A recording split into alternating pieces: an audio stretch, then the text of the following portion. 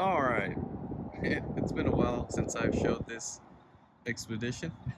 And as a matter of fact, I don't even think I remember even showing it to you guys. But anyways, this is a 2021 Ford Expedition. And I just wanted to kind of give you my thoughts on this vehicle. We've had it for about, I'd say 3+ years. And within those years, this has been fantastic. I've not had any issues whatsoever on this thing.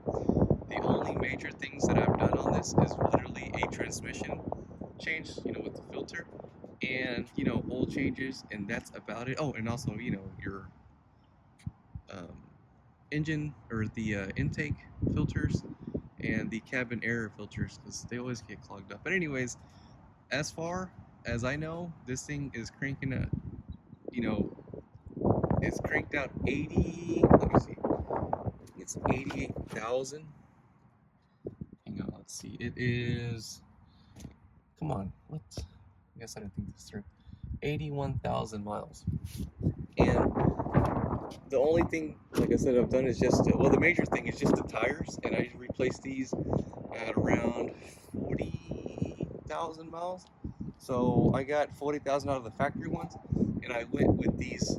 And guys, if you've ever tried these Open Countries Toyo RTs, now this is a newer. I'm not sure if it's a newer compound, but it's fairly new tire.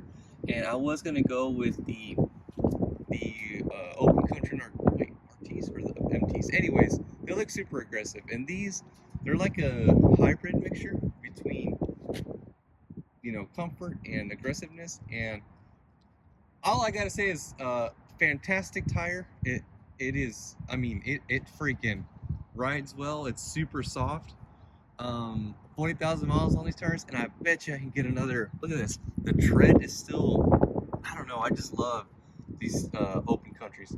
They have really, really good life, and look at that. The tread is ridiculous. Like, I don't think I've lost any. It's like still half an inch of tread left. That's ridiculous.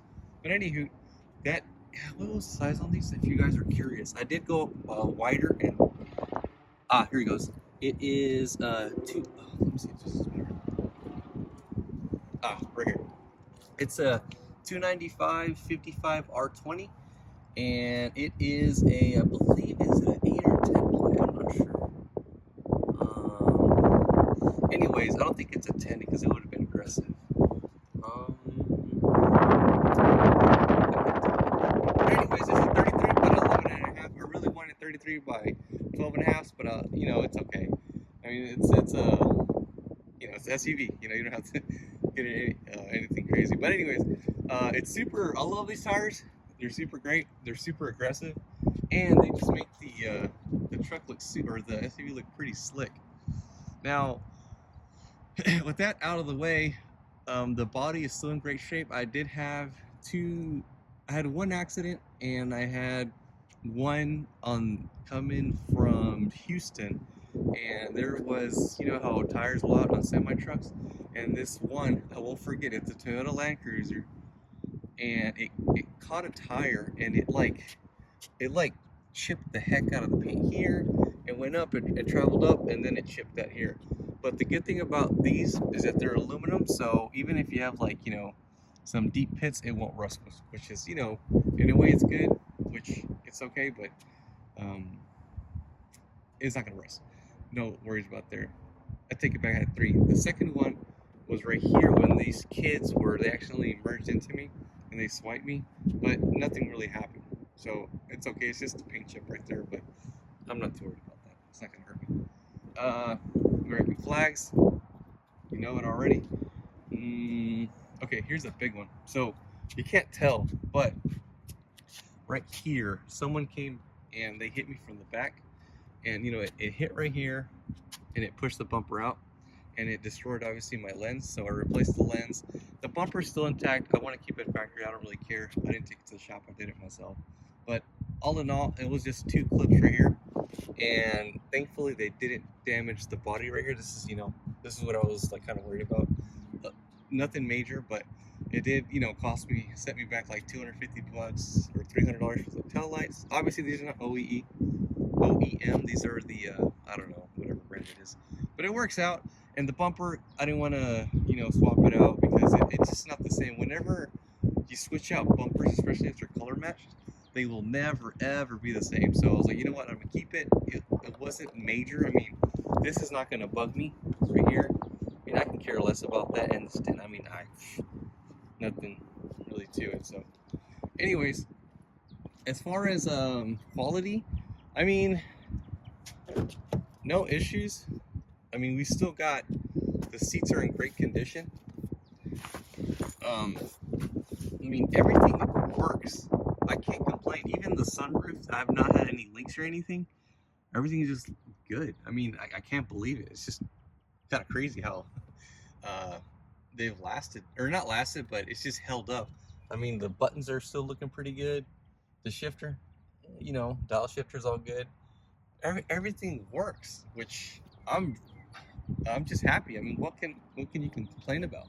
Now, obviously, over time, usually these areas, they will get scratches and stuff, but it's not a big deal. I think the paint overall looks great.